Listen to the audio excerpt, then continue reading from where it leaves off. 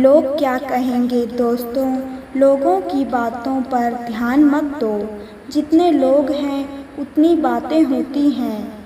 हम इस दुनिया में सभी को खुश नहीं कर सकते। आप अपने आप को खुश रखो, अपने प्रेजेंट टाइम में खुश रहो। आइए इसे एक छोटी सी कहानी के माध्यम से समझते हैं। यह कहानी एक राज्य में रहने वाले एक बूढ़े व्यक्ति और उसके बेटे के बारे में है, जो जंगल की लकड़ियों को बेचकर अपने जीवन का गुजारा करते थे। उसका एक लौता बेटा था। उसका बेटा सेना में जाना चाहता था और वह दोनों काफ़ी गरीब थे, लेकिन वह जो बूढ़ा आदमी था वह अपनी अजीब बातों और अपने सफ़ेद घोड़े के लिए जाना जाता था। बूढ़े व्यक्ति के पास एक बहुत ही सुंदर घोड़ा था और पूरे राज्य में, आसपास के राज्यों में भी इतना सुंदर घोड़ा किसी के पास भी नहीं था। उस बूढ़े व्यक्ति से सभी लोग ईर्ष्या करते थे। अमीर लोगों ने उस घोड़े को खरीदने की कोशिश की। राजा ने भी कई बार सोने के सिक्कों का दाम लगाया, लेकिन वह बूढ़ा आदमी किसी के भी लालच में नहीं आया। वह बूढ़ा व्यक्ति हर किसी से यही बात कहता कि यह सिर्फ घोड़ा नहीं है, यह मेरा परिवार का एक सदस्य है, यह कोई संपत्ति नहीं है।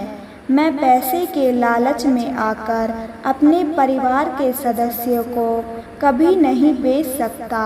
रात का समय हो गया था और वह बूढ़ा आदमी और उसका बेटा दोनों खाना खाने के बाद वह लड़का तो सो गया और उसके पिताजी ढोढे का सहारा डाल के अपने घर के बाहर अपने बिस्तर पर सो गया।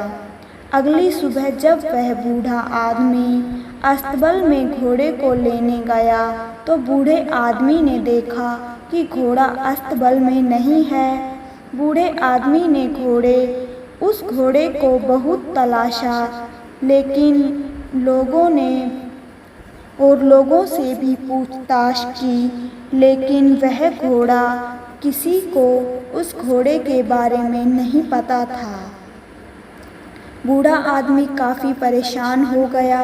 उसे लगता था कि उसका घोड़ा किसी ने रात में चोरी कर लिया। कुछ समय बाद यह खबर पूरे राज्य में आग की तरह फैल गई। लोग वहां आए और बातें करने लगे। हमें पहले से ही पता था किसी दिन घोड़ा चोरी हो जाएगा। यह बूढ़ा आदमी बहुत गरीब और कमज़ोर है।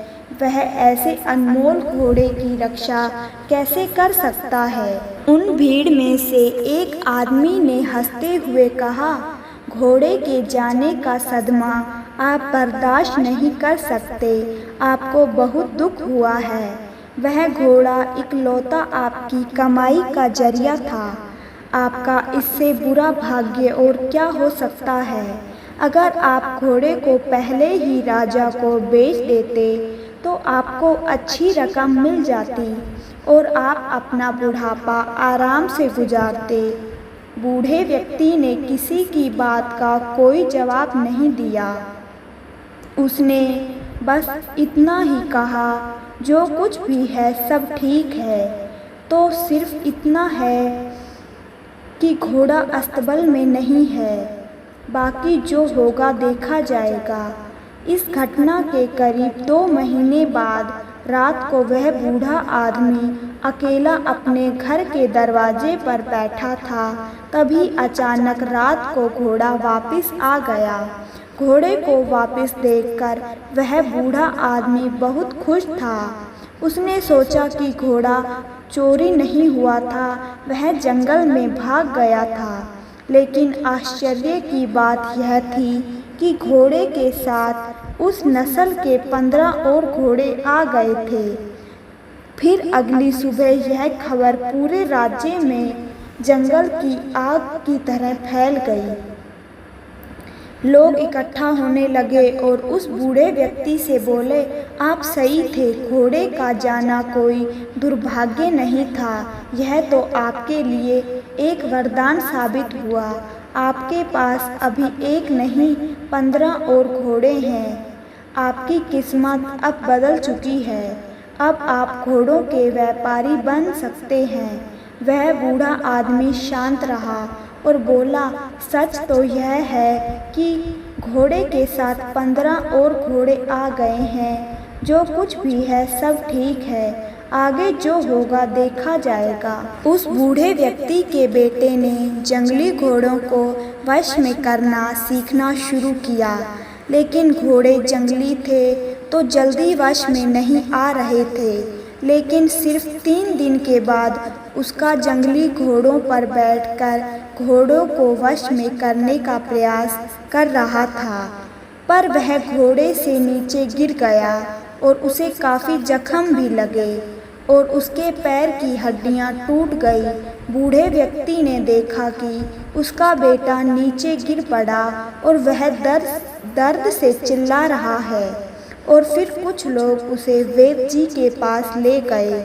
लोग फिर इकट्ठे हुए और दुखी होकर बोले, आपके साथ बहुत बुरी चीज़ें हुई हैं। 15 घोड़े मिलना कोई आशीर्वाद नहीं था, बल्कि अभिशाप था। आपके इकलौते बेटे का पैर टूट चुका है, अब उसकी शादी कैसे होगी। गरीब आदमी बदकिस्मत है, लेकिन वह बूढ़ा आदमी लोगों की बातों से प्रभावित नहीं हुआ। उस बूढ़े आदमी ने कहा, सच तो यह है कि बेटे ने एक पैर खो दिया है। यह भी सच है कि अब मुझे उसके बुढ़ापे में उसकी मदद करनी होगी, लेकिन जो कुछ भी है सब ठीक है, आगे जो होगा देखा जाएगा। कुछ समय बाद राजा के पड़ोसी दुश्मनों ने एक विशाल सेना के साथ राज्य में हमला कर दिया। राजा को अपने सेना को तैयार करने का भी समय नहीं मिला। राजा की सेना अचानक हुए हमले के कारण कमज़ोर पड़ने लगी, इसलिए राजा के सभी युवकों को न चाहते हुए भी जबरदस्ती सेना में लेना पड़ा। राजा और उसकी प्रजा युद्ध दुश्मनों का सामना कर रहे और दूसरी तरफ उस बूढ़े आदमी का बेटा बच गया, क्योंकि वह एक पैर से लंगड़ा था। लोग रोते हुए बूढ़े आदमी के घर जमा होने लगे। लोगों ने उससे कहा, आप सही थे, आपके बेटे का टूटा हुआ पैर आपके लिए आशीर्वाद साबित हुआ है। उस युद्ध में नहीं जाना पड़ा, लेकिन हम सभी बहुत परेशान हैं। हमारे बच्चे अब चले गए हैं, हमें नहीं पता कि वह युद्ध से वापस आएंगे या नहीं। हम सभी जानते हैं कि आप सुख और दुख में एक से रहते हैं, लेकिन आप यह कर कैसे लेते हैं।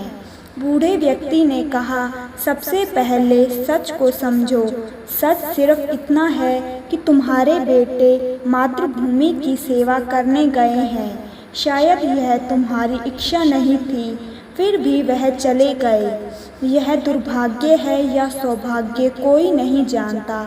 वह आगे बोला, जब तक आप लोग चीज़ों को अच्छा या बुरा कहने की आदत नहीं छोड़ोगे, तब तक आप परेशान होते रहोगे।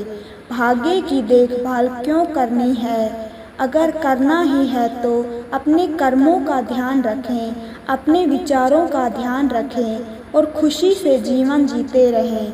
लाभ, हानि, भाग्य, यह जीवन के छोटे छोटे हिस्से हैं।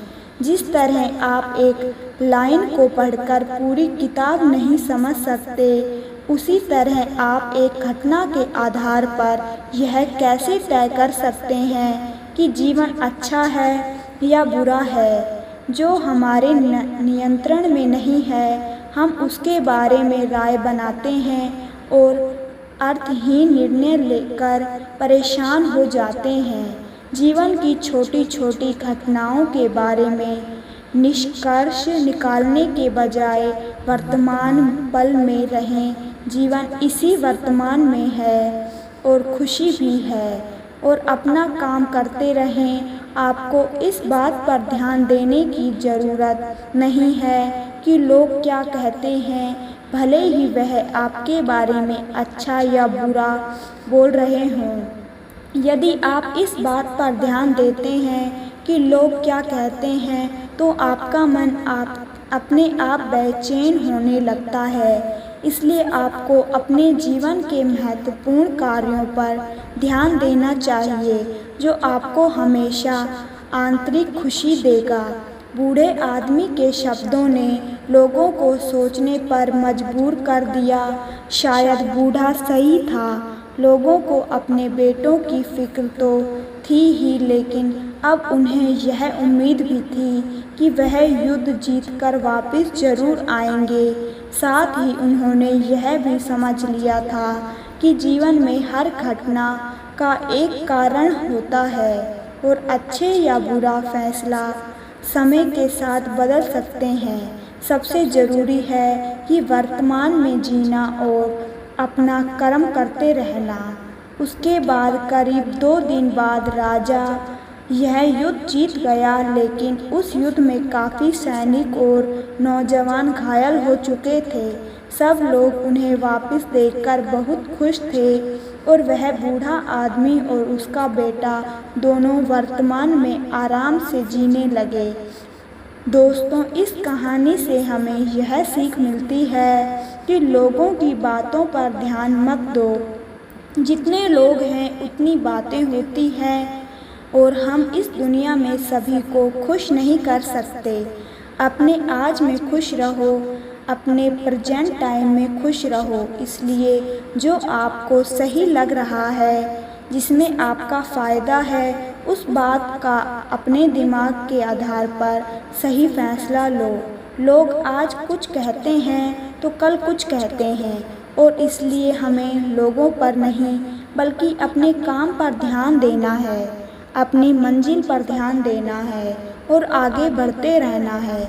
अगर हम इसी तरह लोगों की बातें सुनते रहे तो हम कभी भी आगे नहीं बढ़ पाएंगे और इनकी बातों में उलझ कर रह जाएंगे।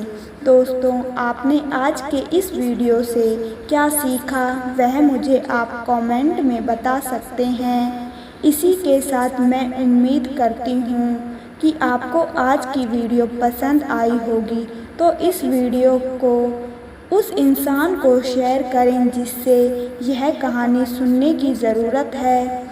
उसी के ठीक बाद चैनल को सब्सक्राइब करें। तो चलिए फिर मिलते हैं किसी एक और नई वीडियो में नए मैसेज के साथ। तब तक के लिए आप अपना ख्याल रखिए। धन्यवाद।